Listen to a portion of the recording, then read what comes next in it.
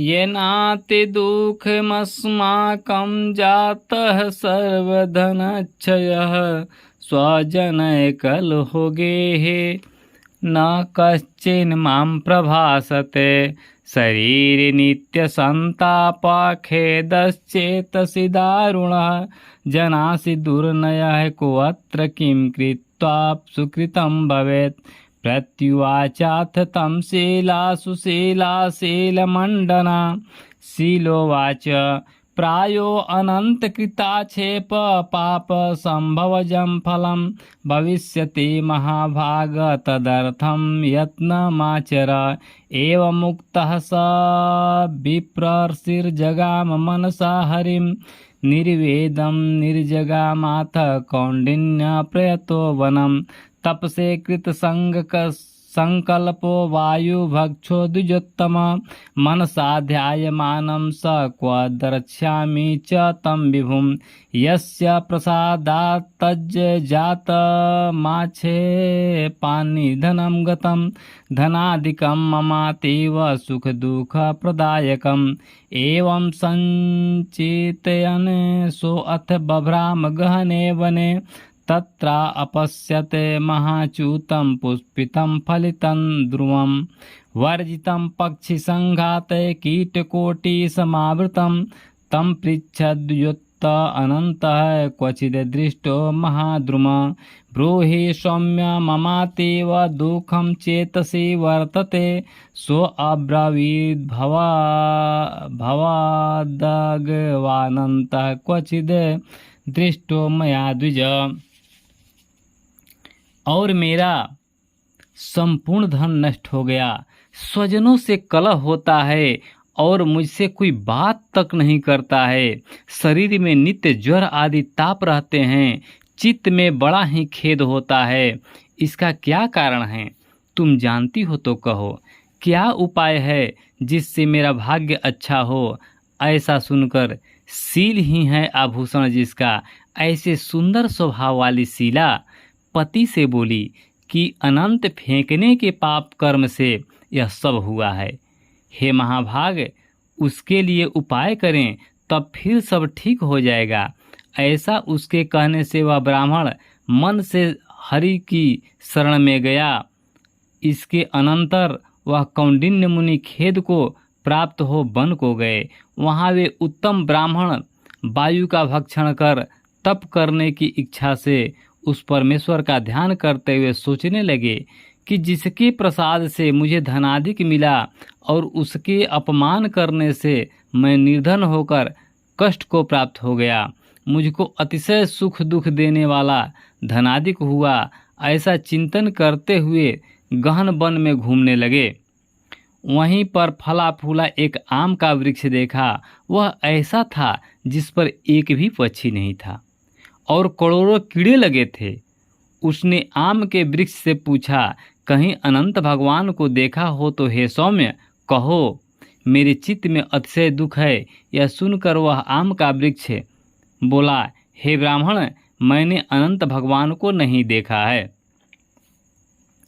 एवं निराकृतस्तेन संजगामाथ दुःखितः क्व द्रक्ष्यामीति गच्छन् स गां ददर्श सवत्सकां वनमध्ये प्रधावन्ति मितश्चेतश्च पाण्डवः सोऽब्रवीद्वेनुके ब्रूहि यद्यनन्त स्वयेच्छितः गौरुवाचाथ कौण्डिन्यनानन्त वेदम्यहं द्विज ततो व्रजन्ददर्शाग्रे वृषभं साद्वले स्थितं दृष्ट्वा पप्रच्छ गोस्वामिन्नन्तो विचितस्त्वया वृषभस्तमुवाच वाचेदं नानन्तो विच्छितो मया ततो व्रजन्ददार्शाग्रे रम्यं पुष्करिणीद्वयम्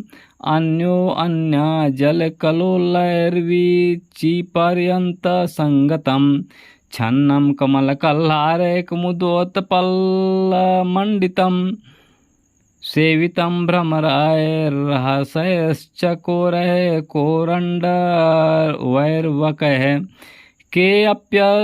केऽप्यपृच्छद द्विजो अनन्तो युवाभ्यां नोपलक्षितः ऊचतुस्ते पुष्करिणीयौ नानन्तो वीक्षितो द्विज ततो व्रजन् ददर्शाग्रे गर्दभकुञ्जर तथा तं पृच्छद्विजो अनंतो भवदाभ्याम नोपलक्षितः। हे ब्राह्मण, मैंने अनंत भगवान को नहीं देखा है। यह सुनकर वह दुखी होकर चल दिया और अनंत भगवान को कहाँ देखेंगे ऐसा विचार करता हुआ घूमने लगा। इतने में बछड़े सहित गौ को देखा जो वन के मध्य में इधर उधर दौड़ रही थी। भगवान श्री कृष्ण ने कहा कि हे पांडव, वह ब्राह्मण गौ से बोला कि तुमने अनंत भगवान को देखा हो तो बताओ। इसके बाद गौ बोली कि हे कौंडिन्य, मैं अनंत भगवान को नहीं जानती हूँ।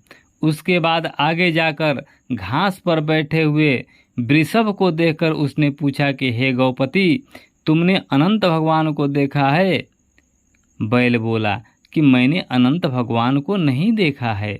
उसके बाद आगे जाकर बड़ी सुंदरी 2 पुष्करणियों को देखा। उन बावलियों का जल इसमें से उसमें आता जाता हुआ अनेक प्रकार का कल्लोल करता और कमल कल्हार कुमुदनी आदि के पत्तों से युक्त होकर शोभायमान हो रहा है। भ्रमर, हंस, चकोर, बकुलादि पंक्षियों से सेवित उस पापी को देख ब्राह्मण ने उन दोनों पुष्करणियों से पूछा कि तुम लोगों ने अनंत भगवान को कहीं देखा है? यह सुनकर वे दोनों पुष्करणियां बोली कि हे द्विज, हमने अनंत भगवान को नहीं देखा। आगे जाकर उसी तरह एक हाथी और एक गर्दभ देखा। 10 ददर्शाग्रे गर्दभा कुंजरम तथा तम पृच्छद्विजो अनंतो भवदभ्याम नोपलक्षितः एवं स पृच्छन्नष्टाशस्तत्रैव निषसादः कौंडिन्यो बिह्वलीभूतो निराशो जीविते नृपः दीर्घमुष्णं च निःश्वस्य पपात भुवि भारत प्राप्य संज्ञामनन्तेति जल्पन्युत्थाय स द्विजः नूनं त्यक्षयाम्यहं प्राणात् नीति संगकल्प्य चेतसि यावदुद्बन्धनं वृक्षं चक्रे तावद्युधिष्ठिरः कृपया अनन्तदेवो अपि प्रत्यक्षं समजायत वृद्ध ब्राह्मण रूपेण एहीत्युवाच तं प्रगृह्य दक्षिणे पाणौ गुहायां प्रविवेशतं तां पुरी दर्शयामास दिव्यनारी नरैर्युतां यस्यां निविष्टिमात्मानं दिव्यसिंहासने शुभे पार्श्वस्य शङ्खचक्राब्जगदा गरुणशोभितं दर्शयामास विप्राय विश्वरूपमनन्तकं विभूतिमेतश्चानन्तैरन्तमभितेजसं कास्तुभेन विराजन्तं वनमाला विभूषितम्। उन दोनों से भी ब्राह्मण ने पूछा कि क्या आप लोगों ने कहीं अनंत भगवान को देखा है? ऐसा पूछकर ब्राह्मण निराश हो उस जगह बैठ गया। फिर वह ब्राह्मण होश में आकर हे अनंत ऐसा कहते कहते उठकर चित्त से यह निश्चय करता हुआ कि अब मैं जरूर प्राण त्याग दूंगा। भगवान श्री कृष्ण ने कहा कि हे धर्मराज, उस ब्राह्मण ने प्राण त्याग देने के लिए वृक्ष में फांसी लगा ली। उसी समय दया हृदय अनंत भगवान भी प्रत्यक्ष हो वृद्ध ब्राह्मण का रूप धारण कर बोले, यहाँ आओ। यह कहकर उस कौंडिन्य का हाथ पकड़कर गुफा में ले गए। उस गुफा में कौंडिन्य मुनि ने एक नगर देखा जिसमें बड़े ही स्वरूपवान स्त्री पुरुष विद्यमान थे और शुभदायक दिव्य सिंहासन पर भगवान बैठे थे, जिसके अगल बगल शंख चक्र गदा पद्म और गरुण शोभायमान हो रहे थे। कौस्तुभ मणि धारण किए बनमालादि अनेक प्रकार के आभूषण धारण किए हुए विश्वरूप अनंत भगवान को उस कौंडिन्य मुनि ने देखा।